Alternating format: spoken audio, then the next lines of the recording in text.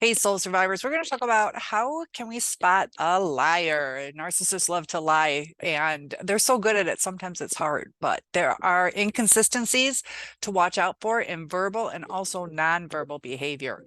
Liars often display a mismatch between their verbal statements and their nonverbal cues. Pay attention to their body language, facial expressions, hand movements, and eye contact.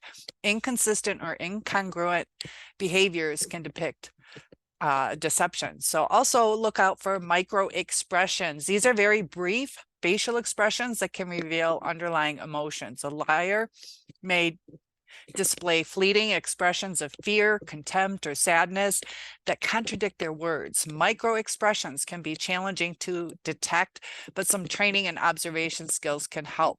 While it's common belief that liars avoid eye contact, that's not always the case. Sometimes people may try to maintain intense eye contact to appear more credible. Pay attention to significant changes in eye contact patterns or unusually long stares, as they can indicate deception. Liars often use certain linguistic patterns or specific phrases to distance themselves from the truth.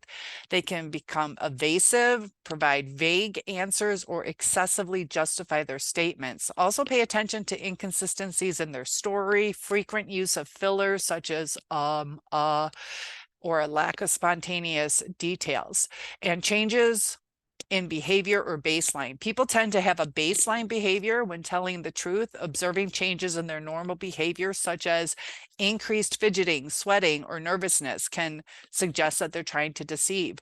Liars may take longer to respond to questions as they mentally craft their answers. I saw something interesting yesterday about a schizophrenic and a catatonic schizophrenic, and there was a pause. And then she continued on. And sometimes if somebody has something like that, they can have intrusive thoughts, like listening to the voices in their head. So there could be things going on as well.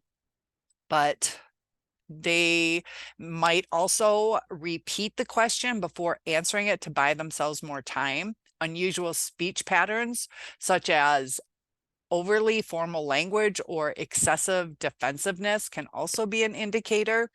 Sometimes our intuition can give us a sense that something is off. While it's not foolproof, paying attention to your gut and considering the overall context can usually be useful in detecting deception. And it should be more than one indicator that you're picking up on. And micro expressions, let's talk a little more about that. Those are fleeting facial expressions that last for a fraction of a second, often revealing concealed emotions. Fear, a quick flash of fear may indicate that the person is worried about being caught in that lie. Contempt, a slight curl of the lip or a raised eyebrow can suggest a feeling of superiority or disdain for the situation or the person that's being deceived. Sadness, brief expressions of sadness may indicate guilt or remorse. The words aren't going to match the expressions. And eye movement.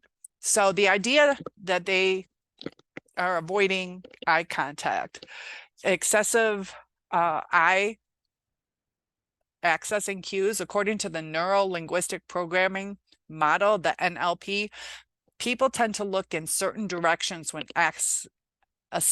accessing different types of information. For example, when somebody looks up to the right from their own perspective, so they're right, and it can possibly suggest that they are mentally constructing a fictional event rather than recalling a genuine memory.